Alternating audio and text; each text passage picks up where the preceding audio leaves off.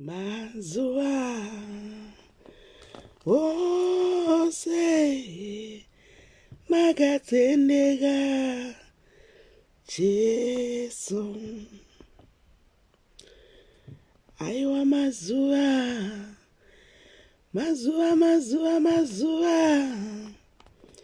ose makatendeka Jesu. Iwo mazuwa. Thank you, Jesus. Mazuwa imi. Good morning, Rita. Good morning, Konidzaishe. Good morning, Julie Kudzai, Samantha, D Kitchens, Chiedza, Garikai. Nice to see you, Garikai. Priscilla, Maggie, Deborah, Admire, Priscilla, Ethel, Mangwanani, Sekai, good morning, Grace Amaiti, good morning, Stabile, good morning, Mwanawalivi, good morning, Admire, good morning, Virginia, good morning, Maggie, good morning, Nometa, good morning, Martha, good morning, Rumbi, good morning, Joyce, good morning, Shupi, good morning. Morning to blessed souls in the house. Roxine, good morning. Loveness, good morning. Rachel, good morning. I love you guys. No Betty, good morning. Murisei, blessed people in the house. Violet, good morning. Nomsa, good morning. Maria, good morning. Patience, Frank, good morning. Nice to see you on the platform on SIS MELLY's diary. You are being hosted.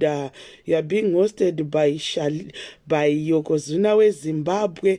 I've come with the devotions mangwanani ano. Mwari vachititira zvakanaka. Tauya kuzoti tinamate. Tauya kuzoti tirumbidze Mwari. Bethel, good morning. You are so precious to me, guys. Loveness, good morning. Rachel, Murisei zvenyu. Lizzie, good morning. Oliver Box, Nelson, good morning. Coletta, good morning. Please nditendere kuti ndimbokuvharirire zvauri kuita mangwananano. Nditendere so that I will come to your way. Nditendere kuti Mwari vataure nesu tiri pamwe chete. Ngatitenderanei kuti Mwari vari kuda kutaura nesu mangwananano. Mwari vachitiitira zvakanaka. Happy Saturday to everyone. I know today it's a family day. That's why ndati nonokei kuuya palive. Mwari vachikuchengeta. Mwari vachikuitira zvakanaka. It's being so good kumuka nyama nemweya zviri pamwe. I'm not going to stay long here. I've just come to share the word of God. Mwari vachitiitira zvakanaka. Mwari vachitirwira mangwananano. Zvichirwadza zvichirema tinongoti muri Mwari. Amen. Margaret, good morning. Betha, good morning. Mary, good morning. Tenderei ndikwanise kushumira shoko just for 30 minutes, then I will come out from your way. Shamiso, good morning. Nditenderei kuti tishumire shoko remusi wanhasi, musi weSaturday. Mwari vachiti itira zvakanaka spiritual and materially. Ngatishumirei, iwo uchishumira uri mucomment section, ini ndichishumira kwandiri, tichibatsirana kusakura munda uyu uri kuda kusakurwa. Usakurwe neni ndega, unosakurwa newe, unosakurwa neni. Munhu uchidiridzirwa, unodiridzirwa newe, unodiridzirwa neni. Hazvireve kuti ini ndini ndinoziva, tese tinoziva. Together we will make it. Together we will conquer. Mwari vakanaka. Good morning, Trusty Primrose. Good morning, Judith. Good morning, Lillian Duncan. Nice to see you on the platform. Good morning, Tendai. Good morning. Mwari vatitendera zvakare kuti tisangane nyama nemweya zviri tiri pamwe. Vatimutsa zvakare Mwari ava. Ngavapiwe mbiri mangwananano. Lee, good morning. itirwa zvakanaka. Let me read the scripture for today. It's 1 Kings. Tinoona nyaya yedu kuna 1 Kings chapter 19. Amen. 1 Kings chapter 19 verse 10. Ndo yandauya nayo mangwananano. Pane mukomana anonzi Elijah akanga ari muprofita. Elijah zvaakanga ari profita, dunhu rakamuka kuti maprofita akatanga kurwiswa akaurayiwa. Asi Elijah ndiye mumwe chete muprofita wanga wasara. Elijah anosvika paanohwanda mubako. Mangwanani ano, you are the Elijah of your family.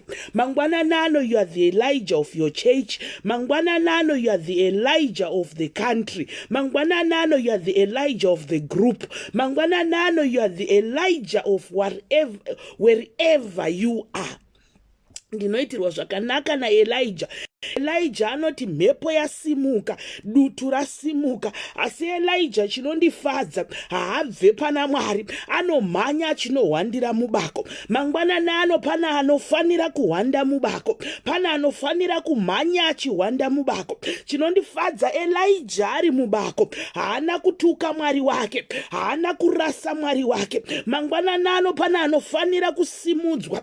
Ugoita Elijah wemhuri, ugoita Elijah nzvimbo, ugoita Elijah wekereke, ugoita Elijah wenyika. Elijah anosara ari ega, asi asara ari ega anonzwisisa kuti ini ndakatengwa neropa raJesu. Mangwanani ano pane masituation ari kusangana navanhu mumhuri.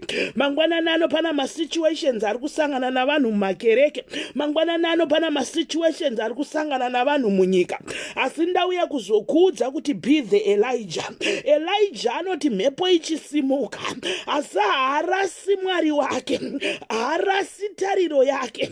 Mangwanani ano zvikada pane zvauri kusangana nazvo, mangwanani ano zvikada mhuri yekwenyu yapera, kana vari vana vari kungofa, kana vari vakoma vari kungofa, kana riri mabhizinesi ari kungoparara, kana ari maaccident ari kungoitika, kana iri mari iri kushayikwa mumhuri. Asi mangwanani ano ndauya kuzokuudza kuti kuri kudiwa Elijah anoti kunyangwe mhepo ichivhuvhuta, kunyangwe zvinhu zvisina kumira zvakanaka, pari kudiwa Elijah anoti ndiri pano Jesu, ndakahwanda zvangu muno mubako. Mangwanani ano pana anofana kuhwanda mubako, asi ahwanda mubako haarasi Mwari wake, haarasi tariro. Mangwanani ano pane zviri kuitika. Mangwanani ano mhuri hamuna kumira zvakanaka, vana vari kungomitiswa, vana vari kurepwa, vana vari kubiwa, nyika haisisina kumira zvakanaka. Asi pari kutsvagwa vana Elijah vanoti kunyangwe chamupupuri chichirova, kunyangwe economic ichidonha, kunyangwe zvinhu zvisina kumira zvakanaka, asi ini ndichahwanda muno mubako. Chinondinakidza Elijah anoti ahwanda mubako anoramba achinzwa izwi raMwari. Iwe pawakahwanda apa uri kurinzwa here izwi raMwari? Nokuti Mwari anotera Elijah, anobvunza Elijah kuti ko pano uri kuitei? Pana vakapinda mumabako asi vakakangana kunzwa izwi raMwari. Asi mangwanani ano ndauya kuzokuudza, wakahwanda mubako mauri. May your ears be opened so that you can hear the Lord. May your ears be opened so that you can hear the word. Uri pawakahwanda ipapo inzwa izwi raMwari.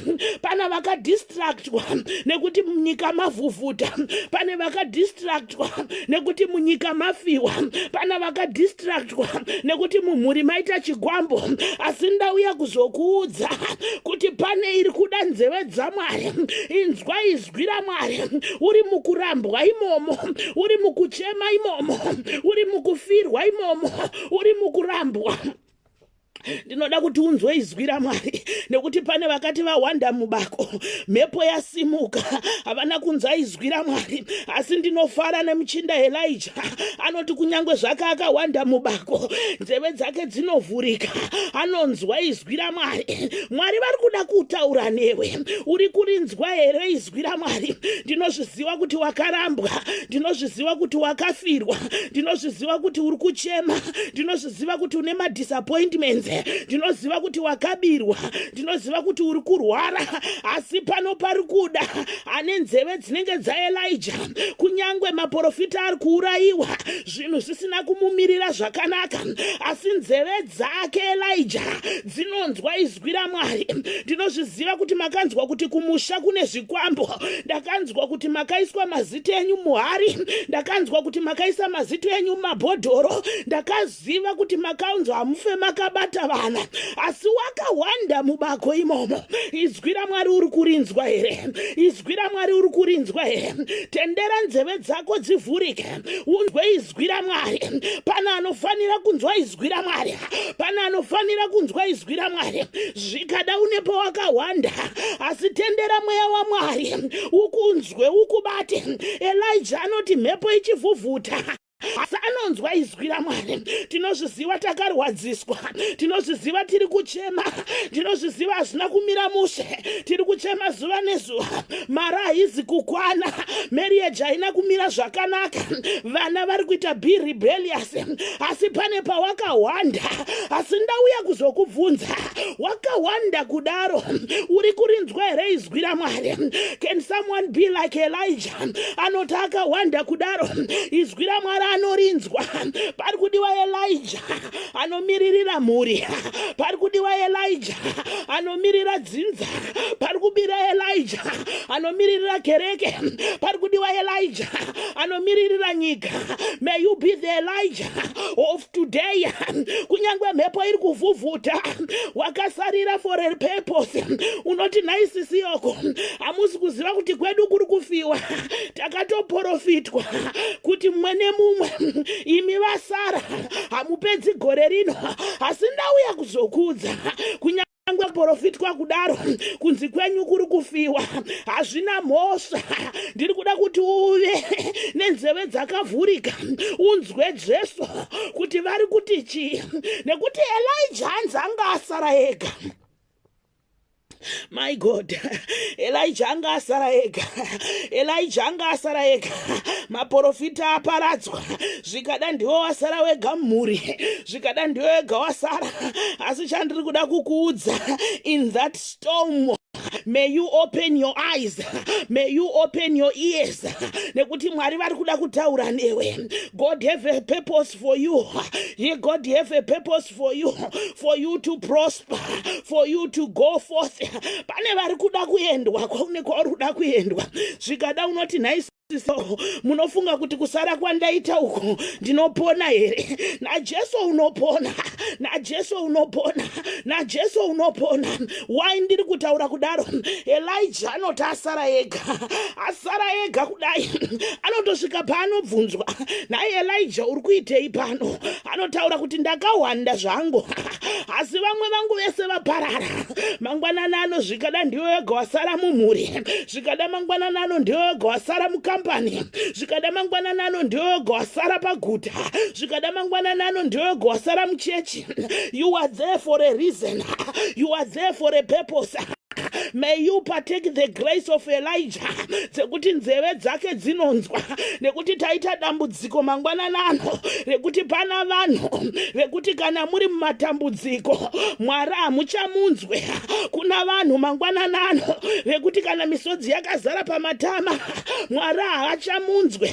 Kuna vanhu mangwanana ano vekuti kana achichema, kana arambwa, kana afirwa, kana arwadziswa, Mwari haachamunzwe. Asi ona Elijah, mhepo inouya, moto unouya, asi Elijah nzeve dzake dzinoramba dzakavhurirwa kuna Jesu. Mangwanana ano nzeve dzako ngadzivhurike kuna Jesu, mangwanana ano nzeve dzako ngadzivhurike kuna Jesu. Tinozviziva makafirwa, tinozviziva makarwadziswa, tinozviziva makarambwa, tinozviziva makarepwa, tinozviziva makadzingwa, tinozviziva makabirwa mari, tinozviziva makadyirwa zvinhu zvenyu zvamaisada kuti zvidyiwe ndinozviziva kuti vakashandisa propati yako vakaiparadza ndinozviziva kuti wakabirwa asi mangwananano misodzi iri pamatama uri kuchema kudaro uri kuungudza kudaro wakadhisapointwa kudaro zvinhu zvisiri kufamba zvakanaka ndativa nenzeve sedzaelija anonzwa izwi raMwari kunyange zvinhu zvisina kumira zvakanaka. May someone have these ears of Elijah. Ndiri kuzviziva moyo wakaputsika, ndiri kuzviziva hazvina kumira mushe, ndiri kuzviziva kuti wakatsamwa, ndiri kuzviziva kuti you are bitter, ndiri kuzviziva une mibvunzo yakawanda kuti why Mwari makadai, why Mwari makatiisa pakadai. Asi ndauya kuzokudza kunyange uri kuungudza nzeve dzako ngadzive dzaElisha. Elijah anonzwa kuti Mwari vari kutaura neni, Mwari vari kutaura neni. In your situation, may you hear God's voice. In your situation, may you hear God's voice. Pari kudiwa nzeve dzaElijah. Ndiri kuzviziva wakarwadziswa, ndiri kuzviziva wakarasiswa, ndiri kuzviziva wakadhisapointwa, ndiri kuzviziva kani, ndiri kuzviziva. Asi nzeve dzako mangwanani ano nenzeve dzangu Mwari we dzibatsirei dzinzwe izwi renyu, ndinzwe kutaura kwenyu, ndinzwe kubata kwenyu. Ndinozviziva une mibvunzo yakawanda kuti but why Mwari, but why Mwari. Ndauya kuzokutaurira uri kuti why Mwari. Nzeve dzako ngadzinzwe. Mwari vari kuda kutaura newe, Mwari vari kuda kutaura newe, Mwari vari kuda kutaura neni, Mwari vari kuda kutaura nesu mangwanani ano. Jesu tibatsire in every situation which we are going through. May my ears be opened so that I can hear your voice. Jesu weNazareta, tinokutendai mangwananano, tinokutendai changamire, tinokutendai Jehovha, tinokutendai changamire. Mazvita muchinda werugare, mazvita Jehovha, mazvita changamire. We give you all the glory. We worship you, Almighty God. Kunyangwe misodzi yakazara pamatama, kunyangwe zvinhu zvisina kumira zvakanaka, kunyangwe vachinditarisira pasi, kunyangwe ndakarwadziswa, kunyangwe mari isiri kukwana, kunyangwe urongwa husiri kuenda according what I'm planning, asi Mwari ndinoda kunzwa izwi renyu. Thank you, Jesus. We thank you, Father. We thank you, Holy Spirit. Mazvita mangwananano.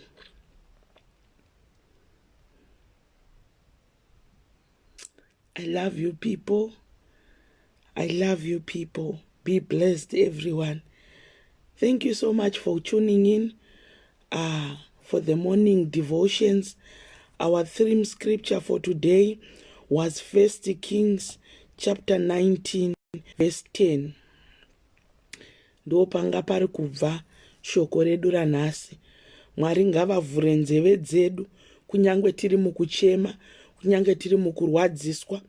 Nzeve dzako ngadzive dzakavhurika kuti ugonzwe Mwari zvavari kuda kutaura newe. Nekuti Mwari vakataura newe, Mwari vakataura neni, our life will never be the same again. I love you guys. I love you people. Be blessed, everyone. I'm Yoko Zimbabwe. I've got my page.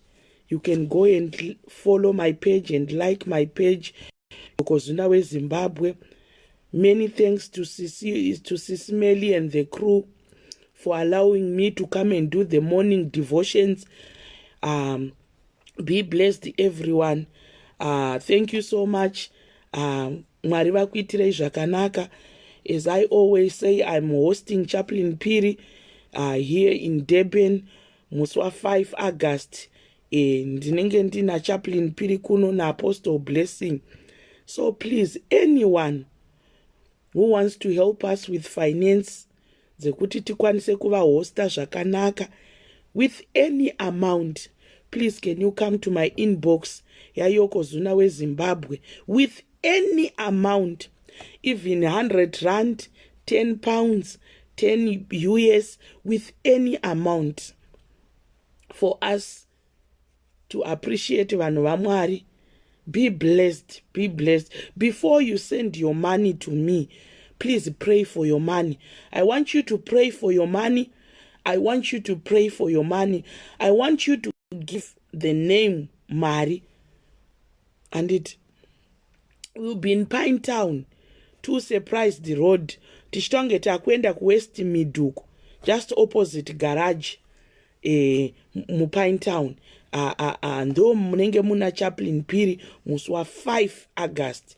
So guys, help me with any amount. It will help me to push the work of God, because today chida unovatora ku airport tigovatengere lunch,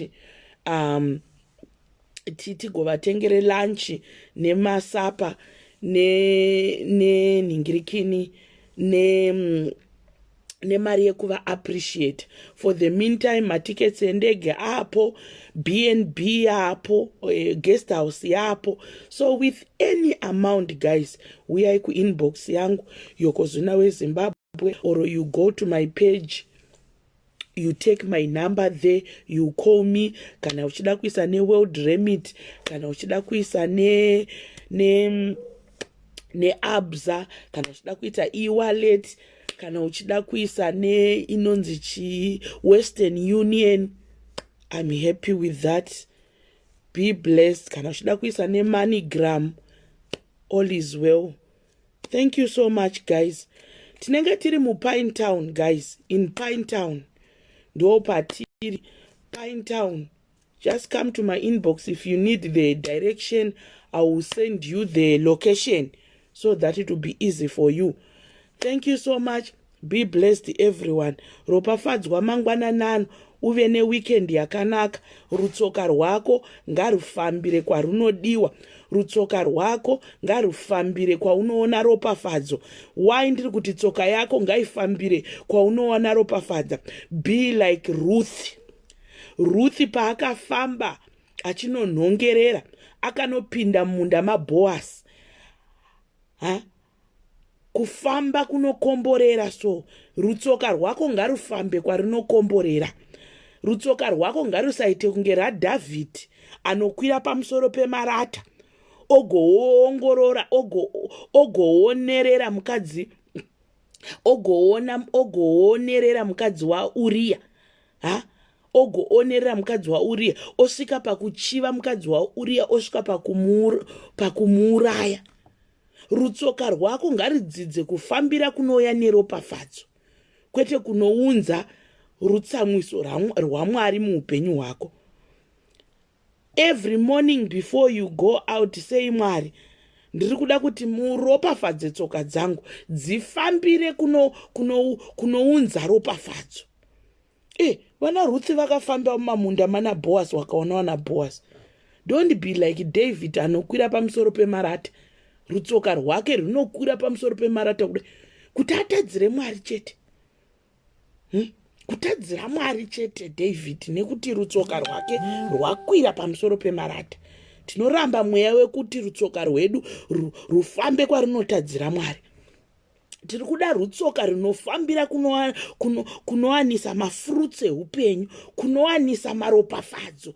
Kuti uri kufamba kudai, uri kufamba kudai, kufamba kudai, unongosangana nezvima special, uchitenga. Handiti, Mwari vakuitirai zvakanaka, spiritual and material. Handitika, rutsoka iri, runamatire rutsoka iri. Rutsoka ngarunamatirwe, kuti Mwari, toda kufamba saRuth inini. Wekuti akafamba achifamba ari shirikadzi. And he meet Boaz. Kufamba rutsoka so runongofamba rwakaropafadzwa so. Kwete kwete rwaanonzani rwaDavid. Karamata pamusoro perufu. Akutopinzisa bhizi. Akomanaka, Mwari ngavatibatsire. I love you so much, guys. Vanoda Yoko chimbomwaya love likes. Vanoti Yoko nongondiitira chimbomwaya love likes. chimbonyorai kuti I love you before I drop the life. Kuda kuona vanhu nyatsonyora nemoyo wako. Nyatsonyora nemoyo wako. Kana usinganifarire usanyore. Nyora kuti Yoko I love you kana zvichibva pasi pemoyo wako. Kuda kuona vanoda Yoko. Chimbonyoraika vanoda Yoko, chimbonyora kuti I love you. Memora atoti I love you. Ndiani mumwe futi. Asikana papa pandikuda kubuda regai ndi yowe Jesu zvadzatoo past 8.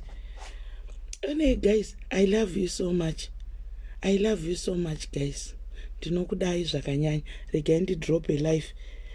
Agnes, thank you so much. Siko, thank you so much. Python tiri vaviri. Josephine, Martha, thank you so much. Shoniwa, thank you. We are anondida patience. Muruvi, thank you so much. Muranda Kadzi Page, thank you so much. Tandiwe, thank you so much. Edzai, thank you so much. Dube, thank you so much. Makanaka, thank you so much. Ethel, thank you so much. Mary, thank you so much. Grace, the name of my baby girl, thank you so much. I love you too. My Tammy, I love you too. Patience, I love you too. I love you too. Muranda Page, tatanga kuteerera shoko rako nhasi. Ringa nasiranga ndimbo. I like you. Hanzi chi? Uchibva wanofollowa page rangu. Tatanga kuteerera shoko rako nhasi. Ranga.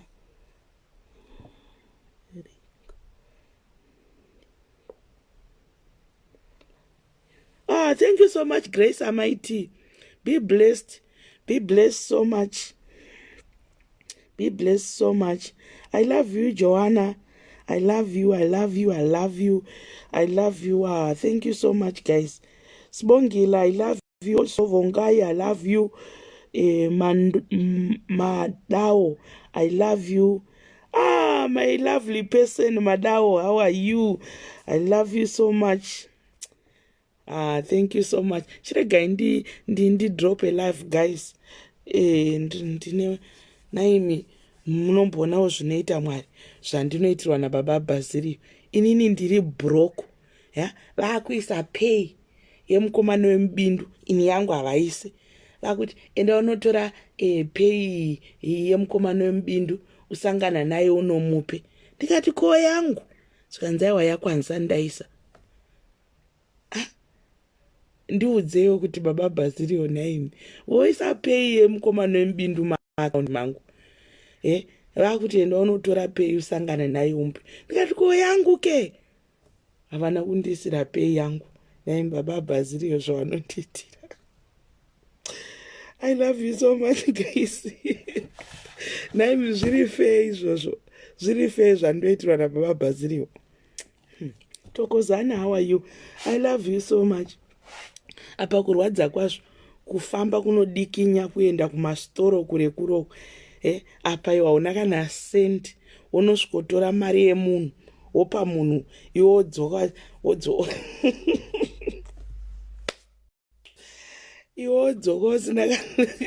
usina kumbotenga kana lollipop zvayo. I'm broke, guys, totally broke. Baba Bazili zvavanonditira. Dangoti Mwari kudzwai hangu makusena. So ndo kwandiri kumhanyira ndikaindigeze ndienda. I love you so much. Be blessed. I'll come back tomorrow on SIS MELLY's diary with the devotions.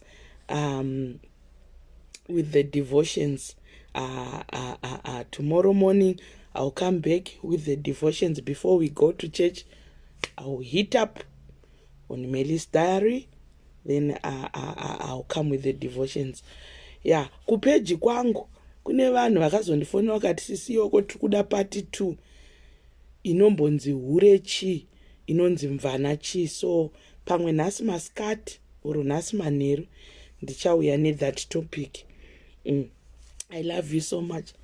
Thank you so much, guys. Be blessed, everyone.